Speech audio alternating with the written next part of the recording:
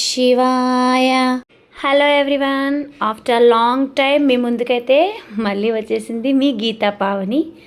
So ఇదైతే మహాశివరాత్రి రోజునే నేను చేశాను, బట్ నాకు కుదరలేదు పెట్టడం.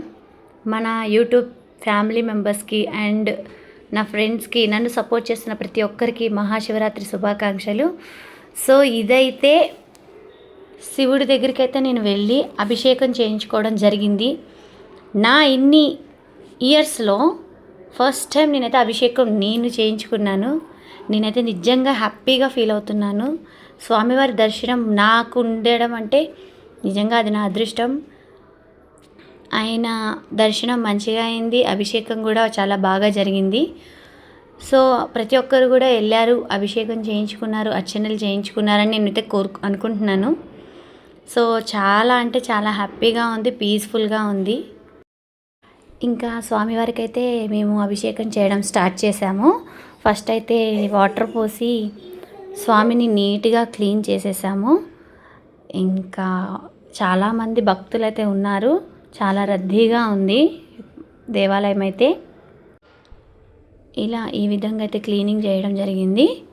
అసలు చాలా హ్యాపీగా అనిపించింది, దేవుడిని స్పర్శిస్తూ ఆయన నామం జపిస్తూ ఓం నమ శివాయ ఓం నమ శివాయ అంటూ ఆయనకి ఇలా ఈ విధంగా మనమైతే స్నానం చేయించినట్టే అయ్యింది కదా. సో ఇప్పుడైతే పాలాభిషేకం చేశాము. మేము పంచామృతంతో అభిషేకం చేయాలని అనుకున్నాను, అర్చన అభిషేకం రెండు చేయించుకున్నాను.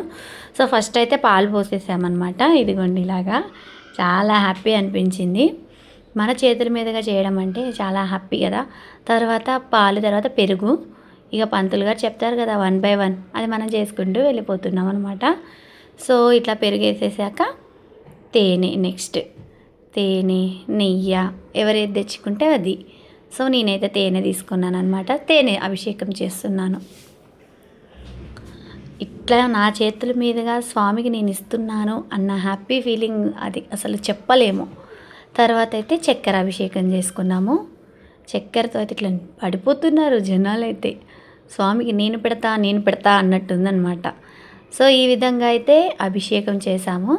దీని తర్వాత బనానా తీసుకెళ్ళాను అనమాట. నేను అంతమందిలో తెచ్చింది బనానా ఓన్లీ నేనే, చూసారా భక్తులారా. సో నేనైతే హ్యాపీగా ఫీల్ అయ్యా, ఎందుకంటే నా దగ్గర ఉన్న బనాని ప్రతి ఒక్కరు పెట్టారనమాట. అరటిపండు నేను ఒక్కదాన్నే తీసుకెళ్ళా.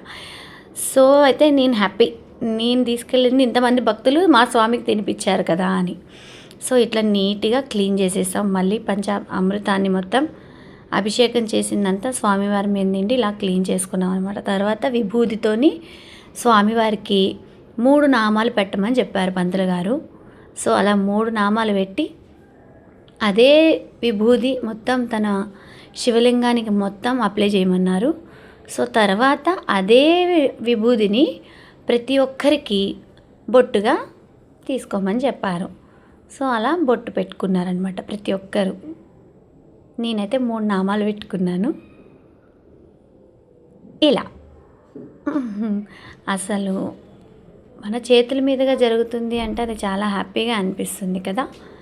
నేనైతే feel very happy in this 2026 Mahashivratri celebrations. బాగా ఎంజాయ్ చేశాను నేనైతే. అభిషేకం అయితే కంప్లీట్ అయిపోయింది, ఇంకా హారతి ఇవ్వాలి. సో అగరబత్తితో హారతి ఇచ్చేసుకున్నాను. స్వామివారి దర్శనం అయితే నాకైతే ఈ విధంగా జరిగింది.